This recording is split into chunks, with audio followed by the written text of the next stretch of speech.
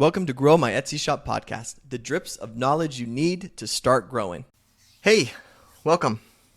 So for today's episode, we're going to be talking about target audience, niche, avatar type work. And this is going to be kind of a workshop that we're going to work through together here, because I know when you guys hear this, you're like, okay, I know who my customers are. Yes, I know who they are. But like, do you? Is where the question then starts to bubble up. Do we actually know who these people are? And I'm going to help kind of take you through an exercise that's done from when we're like meeting with clients and we're trying to figure out their avatar, because so many people will say to us, yeah, I know exactly who they are. They're usually moms in their 30s and 40s who are looking for XYZ. And we're like, got it. Yes.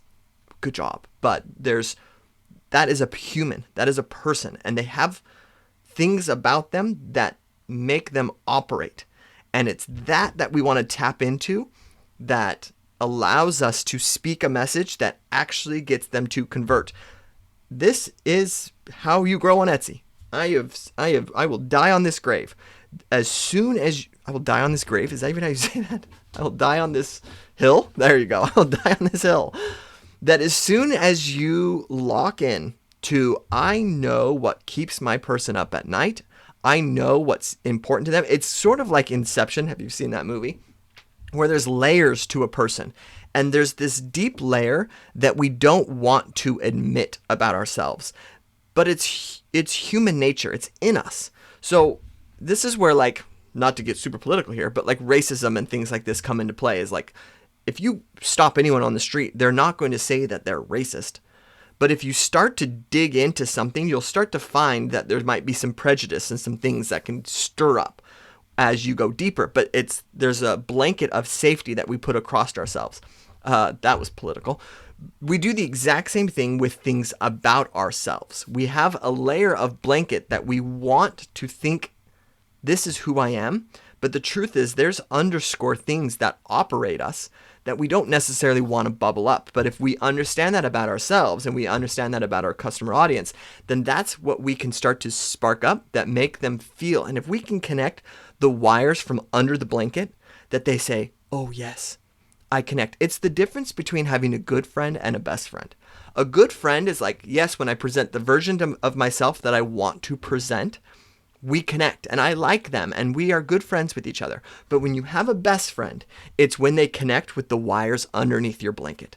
And pretty soon you're like, oh man, there's things about myself that I'm not necessarily proud of, or I'm a little bit this way, or I'm not perfect in this. And this person either relates with me in that, is similar with me in that, or is okay with that. And I feel a connection. That's what that is. It's a comfortable feeling that you have with someone. Usually this can be done with family and things like this. There's this really interesting thing that talks about kindness, that it's really easy to be kind to strangers, but it's harder to be kind to people you actually love, which is a really interesting concept. So like a husband and wife, sometimes a husband can have an easier time being kind to other people that they don't necessarily know, because to them, it's the presentation of someone who's blank slate, and then you're able to do an act of kindness, and now you're labeled as kind because you were kind to this person. So you're at the crosswalk and you help the old lady, or you give the extra tip to someone at the whatever, and suddenly you're a good tipper. Suddenly you're a kind person who helps people across the street. You've been able to put that above the blanket, we'll call it. But the person who knows what's under the blanket are the people who are closest to you. And so they know your weaknesses, they know your downfalls, they know when you slip up and all that kind of stuff. And when you're kind, it doesn't necessarily give you this blanket statement of, I'm a kind person, because they know so much about you underneath. And so it's easier to be kind to someone for a short moment that's a stranger, because there's the gratification that comes from that of, I'm a kind person, versus when you are kind to someone who may know all things about you, you just had a kind moment. Does that make sense? And so it can be hard. Anyway, this is all interesting stuff, but let's dive into how this can affect our marketing. One of the quickest ways to become depressed is to lose purpose in something. As soon as a human doesn't feel like they have something that they're working towards or have some sort of purpose in something, they become a mess. And so naturally inside of us, we drive to have a purpose, and that purpose can be mutated based on society. It can be mutated based on our inner circle. It can be mutated based off of social media or the books we read or how we input information. But ultimately, people create purposes for themselves. And so if I remember when I was in high school, I played water polo, and it was my purpose. That's what I did. And there were football players, and we didn't get along with each other. Why? Because I was a water polo player that played in the summer or in the fall sport, and they were a football player that played in the fall sport. And so naturally there was some rivalry. They were good people. I liked them. They were friends, but I ran my mouth when we were by each other because there was this beef that we had with each other. It was my purpose. I was a water polo player. These were my boys. This is who I connected with. We do something similar in our day-to-day lives. I want you, and before you're like, Jared, that's childish. Listen, this is the test. So if I say to you, do you drink coffee in the morning? You're either going to say yes or no. So, yep, I drink coffee, or no, I don't drink coffee. Now, there's going to be some people who are very passionate about it. I go to Starbucks, I get the lattes that are $9.99, and I drink that every morning, and you can't convince me otherwise. And then there's going to be people who are like, yeah, I drink my coffee, and it's fine. And then there's going to be people who are like, I don't drink my coffee. Now, here's the part where it gets interesting, is if I say to you, hey, let's just say I don't drink coffee in the morning. Let's say there's someone across this table from me that does drink coffee in the morning. And I say to them, I think you're stupid because you drink coffee in the morning. They're going to respond in one of two ways. Number one is they're going to be like, F you, and no, I don't think it's dumb. It helps wake me up. And no. Suddenly they have passion about something because they're like, no, I disagree with what you have to say. I do believe it. Never in a million years, if you would have just said to them, do you have a strong opinion about coffee? They would be like, no, it's just something I do every morning. I don't think about it. It's not a big thing about me. Until someone challenged that thought. Then suddenly they're like, hey, I mean, if there was a line in the sand, yeah, I guess I do have an opinion about it. That right there, that moment where they say, I guess I do have an opinion about it, is what I'm referring to when I say under the covers. We have a version of ourselves that we want to be. I don't have an opinion about coffee. I don't care about coffee. I just drink coffee. It's not a big deal to me or whatever. But when someone challenged me and said I was dumb for believing this, suddenly under the covers, I realized I do kind of have an opinion about it. And my opinion is that I think someone who thinks coffee drinkers are dumb are dumb. That's my opinion. You've pulled it out. So that opinion existed. It just didn't get thought into process, or it didn't get processed into a thought until it was challenged. Okay. So now we go even further into this. We can say, you are someone who loves to hike. You're someone who loves the national parks. You're someone who on the summer you take your kids out and you go and you take pictures of the mountains and of the sunsets, and you hike to waterfalls, the whole thing. That's what you like to do. Now, your cover surface is going to be, yeah, this is what we like to do as a family. We find joy in it. We live in let's just say you live in Colorado or something like that. This is just what we do. It's part of our lifestyle. That's where you are above the covers. Below the covers, imagine if someone said to you, I think you should give your kids electronics and you should all gather into the family room and I'll have all the computers all set up. You guys all hooked, and you guys should spend your summers with the blinds closed playing Roblox. Suddenly, you're going to go, well, no, I think being outdoors is a good spot for my kids. And I love that they're getting these experiences, and I love that this is taking place. And I makes me feel happy when I'm doing this, and it helps keep me in shape. I think it's longevity of lifestyle. I think the sun is good for me. I think exposure to this stuff is really good for the long-term character. All these opinions come boiling out of you that you didn't process them. They were there. They just didn't process into thoughts yet until challenged. Once challenged, those things happen. So here's the thing. In marketing, when you write messaging or trying to connect with someone, you're trying to create that process where they say, yeah, I do feel that way. Yeah, I do agree with that. That helping them process that thought that comes from below the covers that then starts to become above the covers. That process is what allows you to make them feel like you're reading their mind. And if you can give them that emotion that they're processing thoughts and connecting with you, you move into, ready? Drum roll, please. Best friend zone. That's when they start to feel like you get me. This is how I think. I've never thought it, but I'm thinking it now because you connected the wires from underneath. Okay? Now, the older we get, the easier this concept becomes. This is why old people seem really abrasive to us because they start to just not care about the covers anymore. And they're just like, well, here's what it is. But as you get older, you start to recognize and become more comfortable with the fact that you aren't necessarily needing to be a specific person and that you become more comfortable in your skin. And so you're okay to start letting some of those wires seep through. But that younger generation struggles with this. And the better you are at helping connect those dots for them, the more success you're going to find in this. Now, Jared, how do I do this? Great question. Let's talk about this. So now we go back to the original exercise, which is like, what's your avatar? And someone's like, oh, I think it's moms between 30 and 40s who are like really into taking their kids to soccer. And you're like, got it. Adorable. Thank you for your customer avatar. But that isn't your avatar. This is what you have to ask yourself. Why does this mom, take her kids to soccer? Why doesn't she just stay home and watch Oprah? Oprah. Why doesn't she just stay home and watch Rosie O'Donnell? There's another one.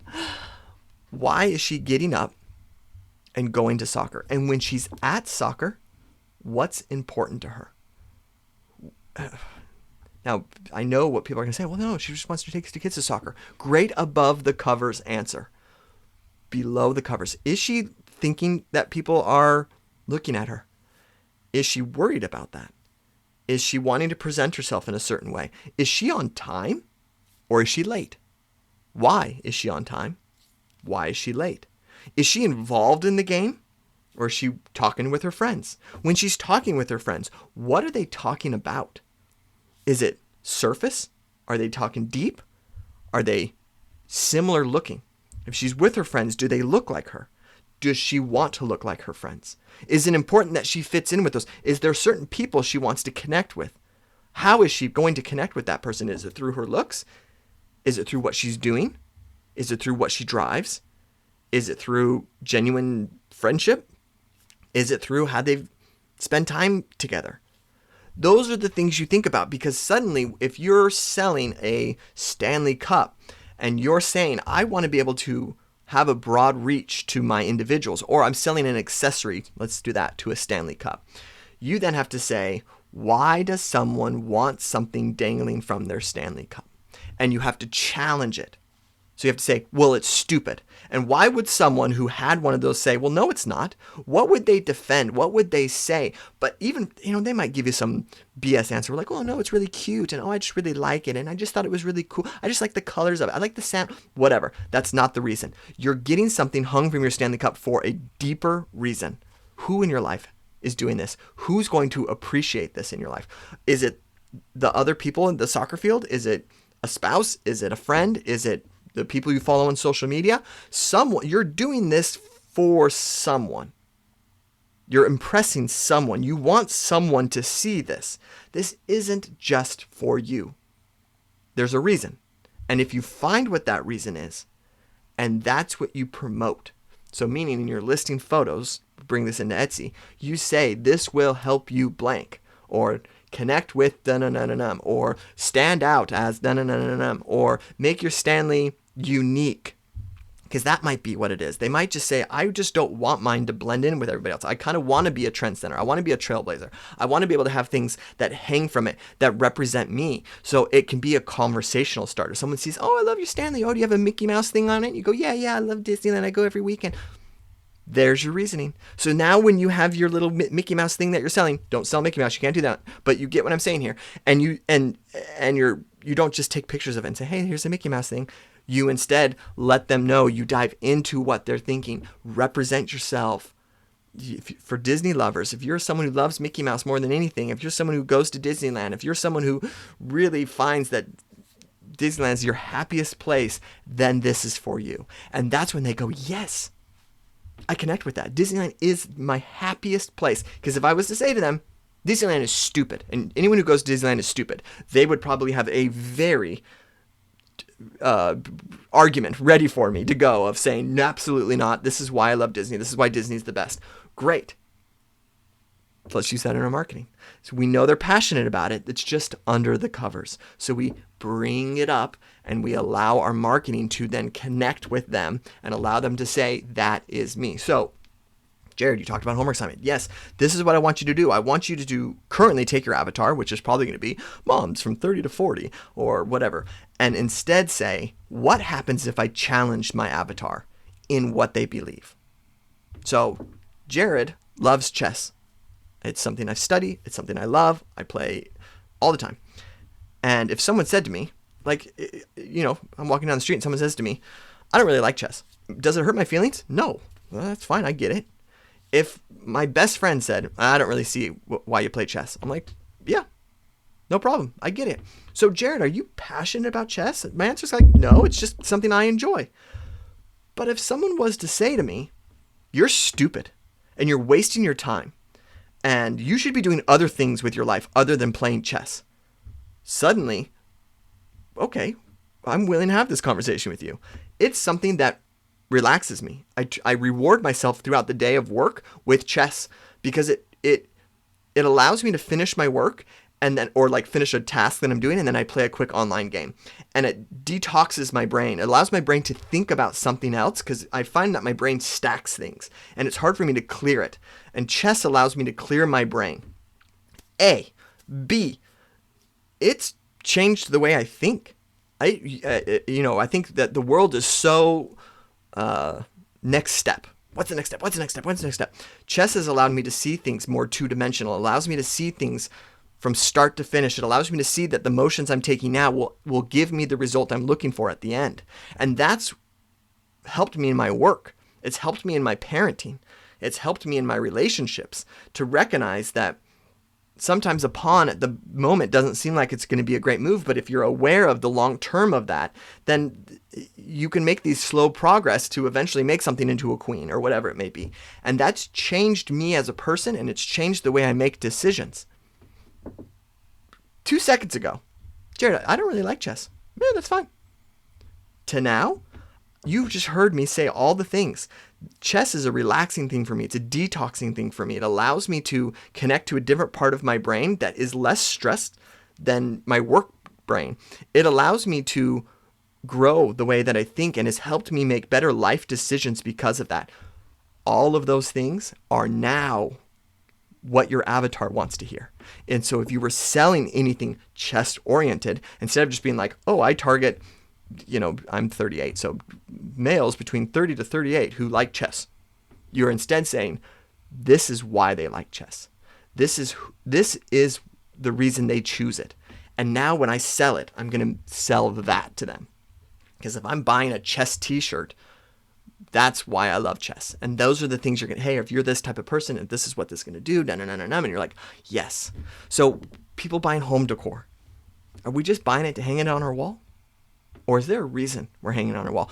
If you would make fun of that person for deciding to hang something boho on their wall, why would they defend themselves? And now you're starting to say, okay, that.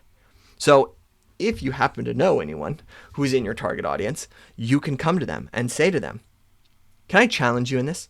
And just aggressively say, I think it's stupid. Defend it. Why do you think? And they might try to stay surface level with you. Well, that's just you. That's just you. Be like, no, don't do it. Fight me. Defend it. And see what they say. And that, for some people, getting below the covers is really difficult. So it's just finding a friend that's okay to bring things up from under the covers. Because we're very much in society, we're taught to put a cover over the top of us. But there's people out there who are willing to have those things bubble up. And getting those answers and then hearing what they have to say about that. So if you sell something dog-oriented, you talk to a dog owner and make fun of them. Tell them this is dumb and see what they say. And you're going to hear all the things, the joy that the dog brings in their life and how much they love that dog and why they love that dog and what it's done for their life. And then you are selling dog collars and you're able to say, this is for that dog in your life that does all of those things. And they go, yes, my dog does do that for me. And I want to give him this collar because I want him to feel appreciated the same way that I feel about him. And you've moved from a logical selling point to an emotional selling point. And now you understand your avatar so much better. And then from there, that's what opens you up for niches. It allows you to say, how can I sell other things using this messaging or using what ultimately these people want? We'll find that most people want physical things for emotional reasons. Find the emotion behind it and you can sell it. Okay, till next week.